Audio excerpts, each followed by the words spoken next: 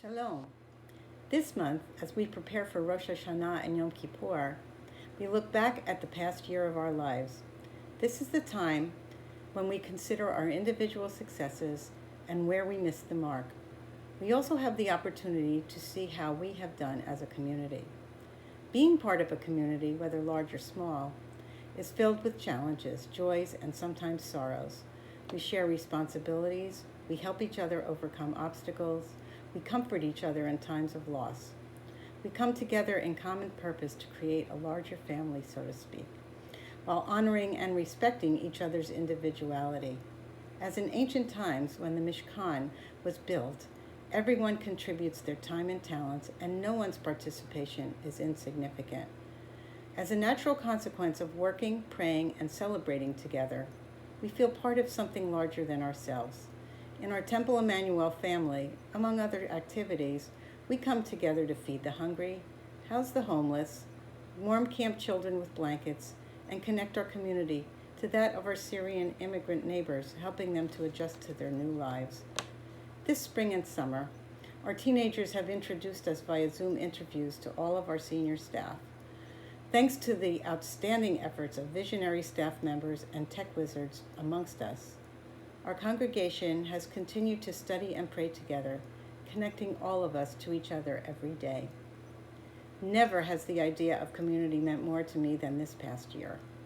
With the COVID crisis, we have been forced to think of not only our own, but the community's health as well, with every action we take. We have seen local restaurants contributing food to frontline workers and local folks sewing masks and other PPE to donate to hospitals. This past month, a tropical storm brought down large trees and wires in many towns, causing power outages that lasted several days for some neighborhoods, including my own.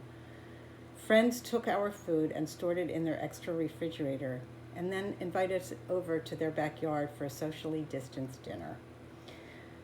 Our neighbors immediately began offering each other help.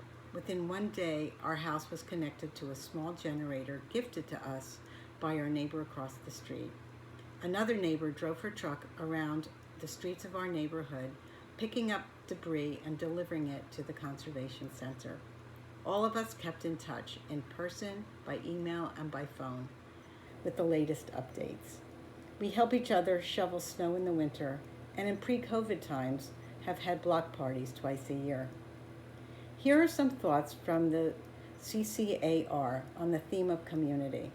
According to Jewish tradition, Psalm 27 contains a pair of Hebrew words, choneni, be gracious to me, and aneni, answer me, a singular plea.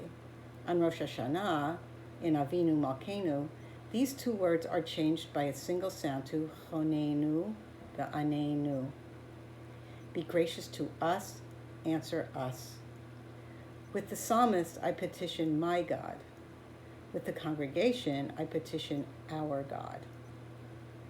With these words, I include others in my plea and accept responsibility for those beyond myself. I gives way to you. Me gives way to us. Different sounds become a single community. As Jewish tradition states, Kol Yisrael Arevim Zeh Bazeh, meaning all Israel is responsible for one another. In Debbie Friedman's fun description of the 613 commandments, she sang, every commandment talked about the way we have to live when we work or play, cook or clean, borrow, take, or give. That is community. Lastly, here is my favorite quote from Hillel.